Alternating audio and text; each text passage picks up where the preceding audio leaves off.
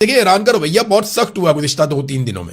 एक उन्होंने कहा कि हम ज़लज़ले जैसा जवाब देंगे, बहुत खौफनाक। ईरान के पास ऐसा क्या आ गया है या ऐसी कौन सी चीज उनके हाथ लग गई है कि अब वो बहुत खुलकर मैदान में आ गए हैं और वो दिलचस्पी नहीं दिखा रहे ज्यादा मुज़ाकरात के अंदर, जबकि अमेरिका मुझे बैकफुट पे दिखाई दे रहा है। यानी अमेरिकी सदर डोनाल्ड ट्रंप को जब ये बताया गया कि कुवैत के ऊपर, बहरीन के ऊपर, इराक के ऊपर अमेरिकी बेसिस के ऊपर ईरान ने अटैक किया, मिसाइल और ड्रोन मारे हैं, तो डोनाल्ड ट्रंप ने कहा जी हमने भी उनको बहुत मारा, इस किस्म का जवाब दिया। और डोनाल्ड ट्रंप ने कहा जी कि मैं इसको कोई इतना बड़ा वो नहीं समझता मामला। देखिए जब अमेरिका ने लड़ाई करनी हो ना, तो अमेरिका एक पटाखे को भी बहुत बड़ा मसला बना सकता, लेकिन जब उन्होंने लड़ाई नहीं करनी तो फिर उन्हें बहुत मिसाइल और जो ड्रोन्स हैं वो भी उनको छोटी चीज लगते हैं, वो बड़ी बड़ी सूरत हाल को पी जाते हैं। तो इस वक्त अमेरिकन बैकफुट में हैं, वो एक मुआहदा करना चाहते हैं। डोनाल्ड ट्रंप रोजाना की बुनियाद पे ये बात भी करते हैं, लेकिन हो सकता है कि अमेरिका बगैर किसी मुआहदे के चीजों को लटका के आहिस्ता आहिस्ता बाहर निकल जाए, क्योंकि डोनाल्ड ट्रंप को जो फेस सेविंग चाहिए वो वाली फेस सेविंग तो ईरान फिलहाल नहीं दे रहा। लेकिन ईरान ने जो अटैक किया, कुवैत में एक शख्स के जाँ बहक होने की इतला है, जबकि 63 लोग जख्मी हुए हैं।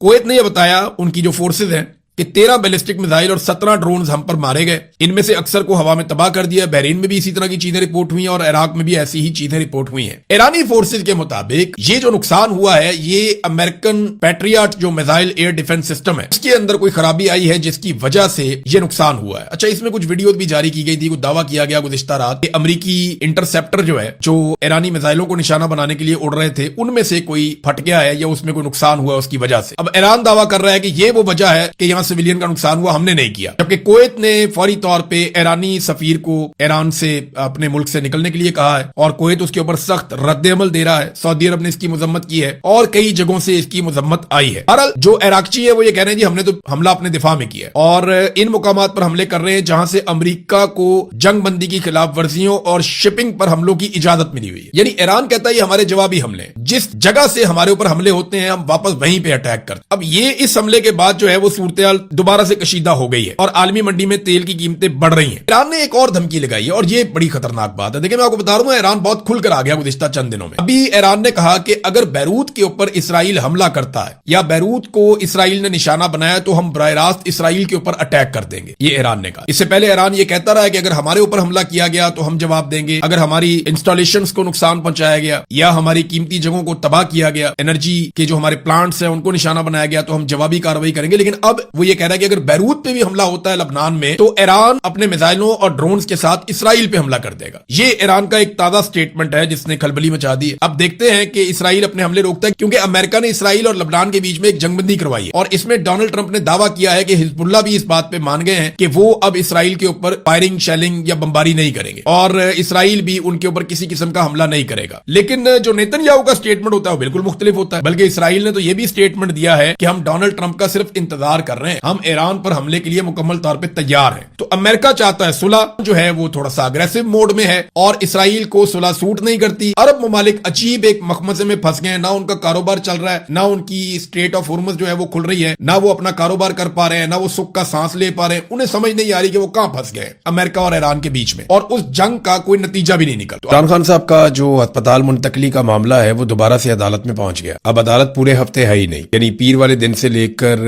ये जो हफ्ता शुरू होने जा रहा है 24 तारीख से, इस पूरे हफ्ते में एक जज मिसिंग है और जस्टिस शाहिद वहीद लाहौर में होंगे। लिहाजा ये बेंच को तश्कील नहीं दिया जा सकता। एक ऑप्शन है वो ये है कि ऑनलाइन फैसिलिटी दी जाए, अगर अलग अलग शहरों में भी जजेस हों तो वो इकट्ठे होकर केसेस को सुन पाए। जब ये ईरान की और अमेरिका की लड़ाई चल रही थी, पाकिस्तान सहूलतकारी कर रहा था, तो उस वक्त चीफ जस्टिस ने ये राय दी थी और इस तरीके से किया गया था कि जजेस ऑनलाइन केसेस सुन लेते थे। सहूलत दी जा सकती है अगर अदालत मुनासिब समझे तो, वरना फिर ये केस अब सितंबर में लगेगा, यानी कम से कम 30 अगस्त तक तो ये केस नहीं लग सकता। उसकी वजह यह है कि तब तक के लिए इस बेंच में एक जज और वो भी सरबराह है जस्टिस शाहिद वहीद, वो अवेलेबल नहीं होंगे। तो पाकिस्तान तहरीक इंसाफ ने एक तौहीन अदालत की दरखास्त दायर की है जिसमें बताया कि अदालत ने जो हुक्म दिया था उसके ऊपर अमल दरामद नहीं किया गया और जो लोग भी इसके अंदर शामिल हैं या जो लोग भी मुर्तकिब हुए तौहीन अदालत के, उन सबको नोटिस जारी किए जाए अदालत की जानिब से, और ये कि अदालत इन्हें ذاتی حیثیت میں پیش ہونے کا حکم بھی جاری کرے. اس میں ایک بڑی انٹرسٹنگ بات ہے جو میں آپ کے سامنے بھی رکھتا ہوں. پہلے آپ یہ دیکھ لیں کہ پاکستان تحریک انصاف کے جو وکلا ہیں ان کا موقف یہ ہے کہ ہم فوری طور پہ یہ نہیں کر پاتے کیونکہ یہ سپریم کورٹ میں ایک درخواست جانی ہے, توہین عدالت کی درخواست ہے, اس میں بہت سارے فیکٹس ہیں جن کو شامل کرنا ہے. تو صبح تو ہمیں سچویشن پتا چلی کہ کیا ہوا, اس کے بعد فیملی سے رابطہ کیا گیا, پھر ایک ایک چیز پتا کی گئی, سارے فیکٹس اکٹھے کیے گئے, پھر بہت سارے جو صحافی ہیں ان کے ٹویٹس اور ان کی خبریں جو ہیں ان کو حصہ بنایا گیا اس پٹیشن کا. اس کے علاوہ جو وزراء کے بیانات ہیں ان کو بھی حصہ بنایا گیا اس پٹیشن کا. تو وہ ساری چیزیں اکٹھی کر کے سپریم کورٹ آف پاکستان میں اب پٹیشن دائر کی گئی ہے کہ توہین عدالت کی ہے. حکومت نے سپریم کورٹ آف پاکستان کے فیصلے پر عمل درآمد نہ کرتے ہوئے, فیصلہ یہ تھا کہ عمران خان صاحب کو شفا انٹرنیشنل اسپتال میں منتقل کیا جائے, ایک بورڈ تشکیل دیا جائے ڈاکٹروں کا, ان کے تمام ضروری ٹیسٹ کیے جائیں, حفاظت کا پورا انتظام کیا جائے, اور جو بورڈ ہے اس میں عمران خان صاحب کی بہن اور ان کے ذاتی معالج انہیں اس بورڈ میں شامل کیا جائے اور مطمئن کیا جائے. بچوں کے ساتھ جو ہے بات چیت کروائی جائے, فیملی کے ساتھ جو ہے ملاقاتیں کروائی جائیں, چیزوں کو عمران خان کے لیے نارملائز کیا جائے. یہ تھا جناب فیصلہ, اور اس کے اندر شامل کیا گیا تھا کہ اگلی پیشی تک ہمیں کیسوں کی تفصیلات بھی دی جائیں, ملاقاتوں کی تفصیلات بھی دی جائیں اور باقی چیزیں بھی ہمیں پرووائڈ کی جائیں. تو اب فیصلے پہ عمل درآمد ہوا نہیں. یہ کیس کس دن لگے گا اس کے بارے میں کچھ کہا نہیں جا سکتا. ویسے تو یہ ایک ارجنٹ میٹر ہے, لگانا چاہے تو اتوار والے دن بھی لگا سکتی ہے سپریم کورٹ. نواز شریف کے کیس بھی لگتے رہے, حمزہ شہباز کے, شہباز شریف کے, سب کے لگتے رہے. کیا عمران خان صاحب کو یہ سہولت مل سکتی ہے, یہ دیکھنا پڑے گا. ایک بڑی عجیب چیز جو اس کیس کے دوران پاکستان تحریک انصاف کے وکلا نے کی یا ان سے کروائی گئی وہ یہ ہے کہ عمران خان صاحب کا یہ ماننا ہے کہ آج تک ہمارے ساتھ جو کچھ بھی ہوا اس کے پیچھے محسن نقوی کا ایک بڑا ہاتھ. محسن نقوی کی عاصم منیر کے ساتھ عزیز داری ہے اور وہ ان کے لیے کام کرتے ہیں. عاصم منیر محسن نقوی پہ بہت بھروسہ کرتے ہیں اور انہوں نے تمام اہم عہدوں پر محسن نقوی کو رکھا. ان کی خواہش کے مطابق پاکستان کرکٹ بورڈ کا عہدہ وہ بھی محسن نقوی کو دیا گیا, وزارت داخلہ بھی محسن نقوی کو دی گئی, وزارت اعلیٰ پنجاب ایک لمبے عرصے تک کے لیے محسن نقوی کو دی گئی. محسن نقوی کو سینیٹر بھی بنایا گیا, ڈیفیکٹو وزیر خارجہ کے طور پہ بھی وہ کام کرتے ہیں, اور عاصم منیر کے نمائندے کے طور پہ پولیٹیکل پارٹیز کے اندر جو کوارڈینیشن کا عمل ہے وہ بھی ون مین آرمی ہے عاصم منیر کی. محسن نقوی پولیٹیکل فرنٹ کے اوپر یا حکومتی معاملات کے اندر مداخلت کرنے کے بارے میں. تو عجیب بات یہ ہے کہ عمران خان صاحب ہمیشہ یہ کہتے ہیں کہ محسن نقوی ذمہ دار ہے, جو کچھ بھی ہمارے ساتھ ہو رہا ہے اس میں ایک مین ذمہ دار یہ آتا, لیکن پاکستان تحریک انصاف نے علاج کے معاملے پر انہیں کلین چٹ دے دی ہے. توہین عدالت ریٹ میں محسن نقوی کو فریق ہی نہیں بنایا, اس کا نام ہی نہیں دیا گیا. اور حالانکہ حکومت کی جانب سے جب پٹیشن دائر کی گئی یا نظرثانی اپیل دائر کی گئی تو اس میں محسن نقوی کے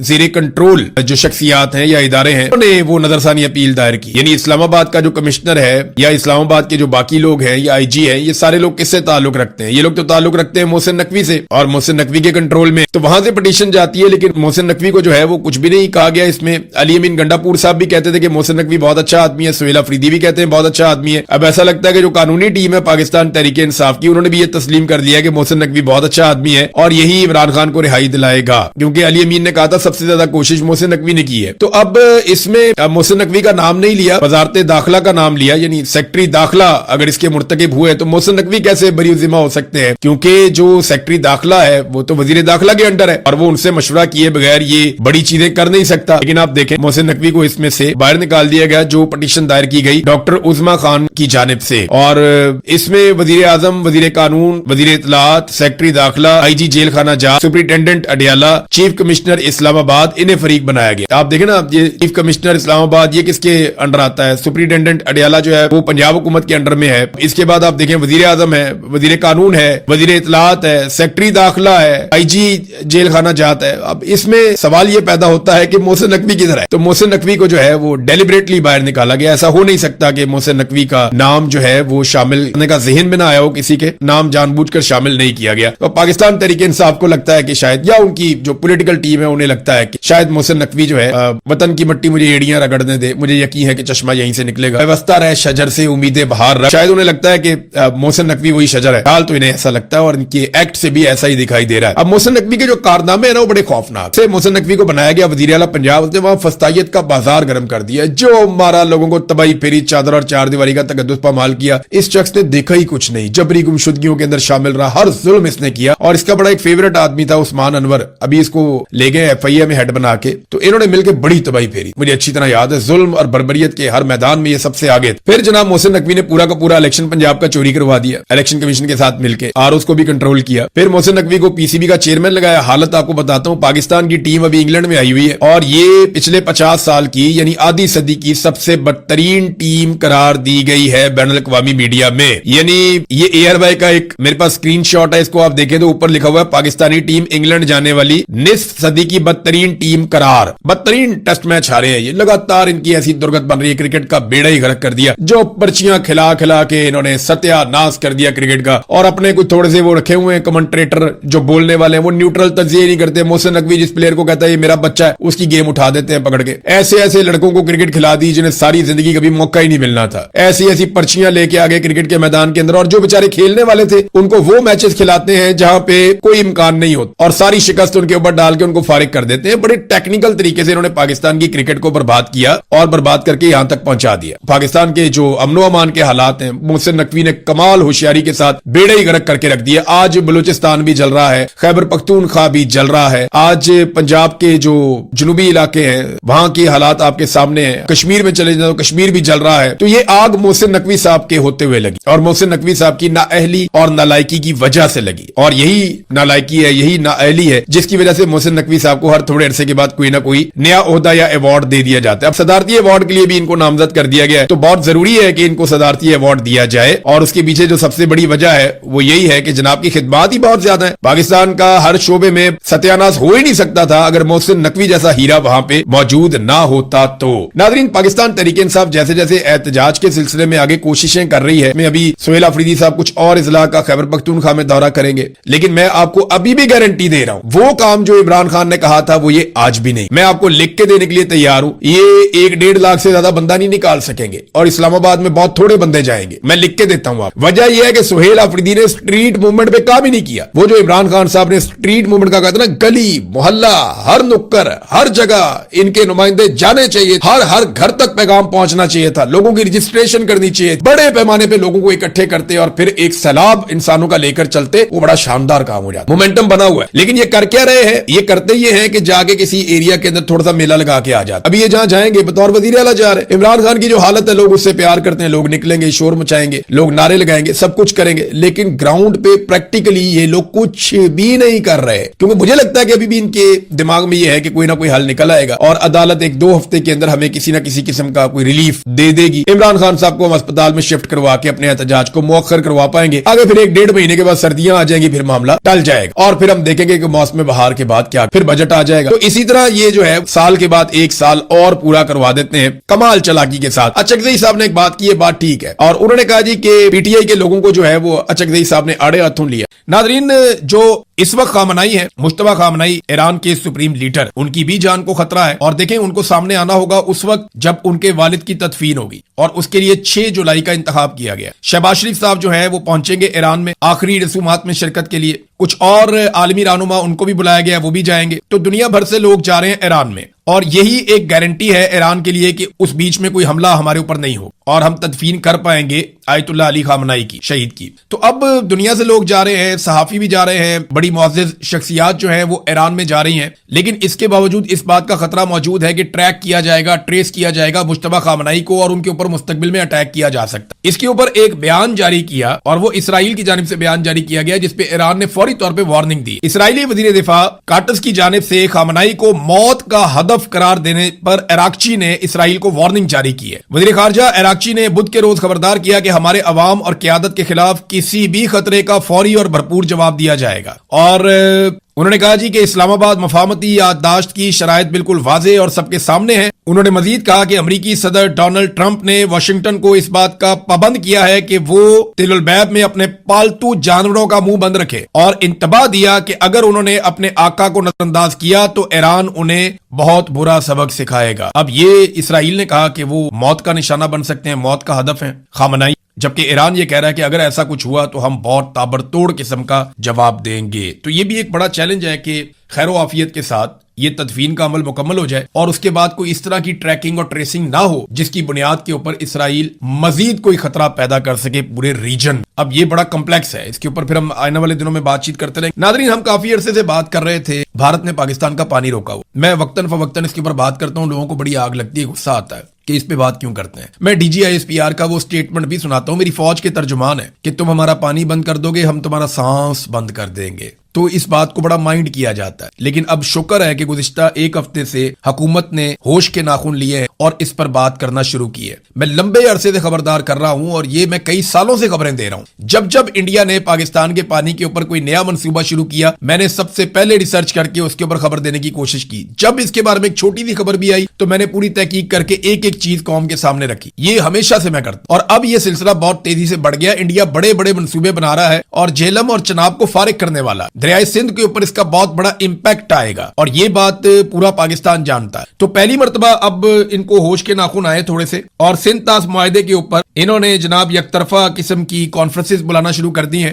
اس میں میرے خیال میں نا رابطے کرنے چاہیے انڈیا کے ساتھ, انڈیا کو انگیج کرنا چاہیے. اس حکومت نے انڈیا کے ساتھ رابطوں میں کوئی قباحت نہیں ہے. انہیں ایسا نہیں ہے کہ ان کی کوئی کٹی ہوگی انڈیا کے ساتھ, ان کے رابطے ہیں, ہاٹ لائن ہر وقت چلتی رہتی اور ایک جنگ بندی ہوئی ہے اور اس کے بیچ میں کچھ بات چیت بھی ہوئی ہے. تو انڈیا کے ساتھ رابطے کریں جو ثالث موجود ہیں یہ سندھ طاس معاہدے کے, تو وہ ان ثالثوں اور ضامنوں کے ساتھ بات چیت کی جائے, انہیں ہوش دلایا جائے. ہر فورم پہ پاکستان کو جانا چاہیے. لڑائی جو ہے وہ کسی بھی مسئلے کا آخری حل ہو سکتا اور لڑائی کبھی بھی مسئلے کا حل نہیں ہوتی. لڑائی خود ہی ایک مسئلہ ہوتی ہے, لیکن بعض اوقات لڑائی کے بعد مسئلے کا حل نکل آتا ہے جب دونوں فریقین کو ہوش آتی کہ لڑائی میں کافی نقصان ہو گیا. تو لڑائی تو مسئلے کا آخری حل ہوتا ہے. بات چیت کریں, ڈائیلاگ کریں, بیٹھے کسی طرح قائل کریں, کچھ بھی کریں, لیکن پاکستان کا پانی پاکستان کو ملنا چاہیے. اور اگر اب کوئی لڑائی ہو جائے یا کوئی کاروائی ہو جائے نا تو پھر پاکستان کو اب 70 سال سے جو قوم کے ساتھ وعدے کیے گئے نا وہ پورے کرنے چاہیے. یعنی سیاچن انڈیا نے چھین لیا, کارگل پہ انڈیا نے قبضہ کر لیا, تو پاکستان کی تو زمینوں پہ انڈیا نے قبضہ ہی کیا ہے پاکستان بننے کے بعد سے لے کر اب تک. تو اب پاکستان کی باری ہے. پاکستان کو جو ہے وہ کشمیر کو آزاد کروانا چاہیے. پاکستان کی فوج نے 70 سال سے وعدہ کیا ہوا ہے کہ کشمیر کو ہم آزاد کروا کر دیں گے, تو وہ بھی کرنے پر لگے ہاتھوں جب بھی کبھی کوئی معاملہ چھڑے تو. اور دوسرا جو ہے وہ پاکستان کے پانی کے اوپر جتنے بند ہیں پھر وہ ختم کیے جائیں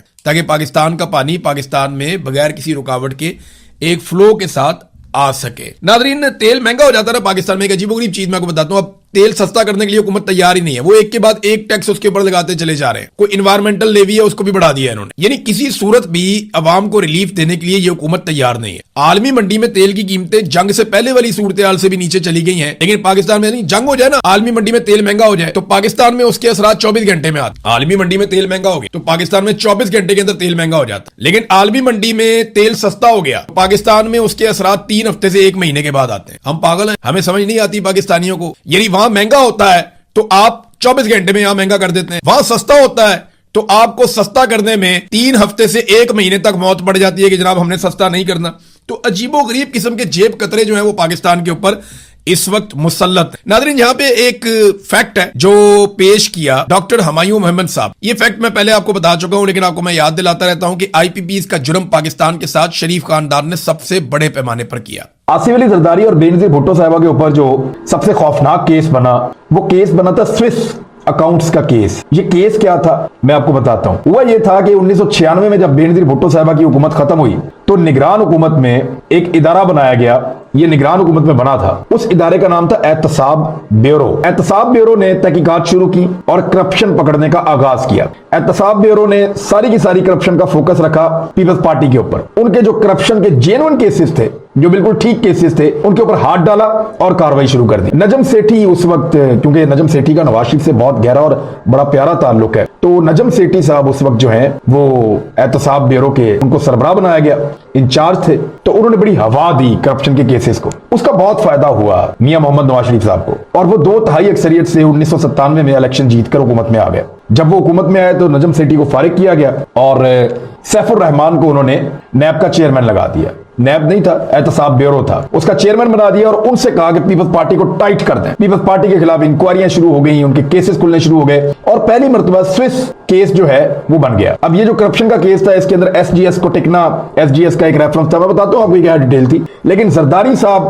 اور بینظیر بھٹو صاحبہ کے خلاف کیس بنا اور وہ کیس یہ بنا کہ انہوں نے پاکستان سے پیسہ منی لانڈر کیا ہے اور لے جا کر سوئٹزرلینڈ کے بینکوں کے اندر چھپا دیا ہے, اور یہ سارا رشوت کا پیسہ تھا. یہ میاں نواز شریف صاحب کے دور میں کیس چل رہا تھا. براڈ شیٹ جو کمپنی ہے, اس طرح کی کمپنیز نے اس وقت حکومت پاکستان سے رابطہ کیا اور انہوں نے کہا احتساب بیورو کو کہ ہم آپ کو ڈھونڈ کے دیتے ہیں آپ کے پاکستانیوں نے کہاں پیسہ چھپایا ہوا ہے پوری دنیا میں. ہم آپ کو بتائیں گے کہ کون کون کرپشن کر کے پاکستان سے باہر پیسہ لے کر گیا, اور وہ اثاثے آپ کو بتائیں گے. آپ ان کو ریکور کریں, ہمیں ہمارا حصہ دے دیں پرسنٹیج پہ. تو احتساب بیورو نے یہ سارا معاملہ نواز شریف کے سامنے رکھا. تو نواز شریف صاحب اس وقت فوراً ڈر گئے, انہوں نے یہ کیا نہیں ان کے ساتھ معاہدہ غیر ملکی کمپنی کے ساتھ.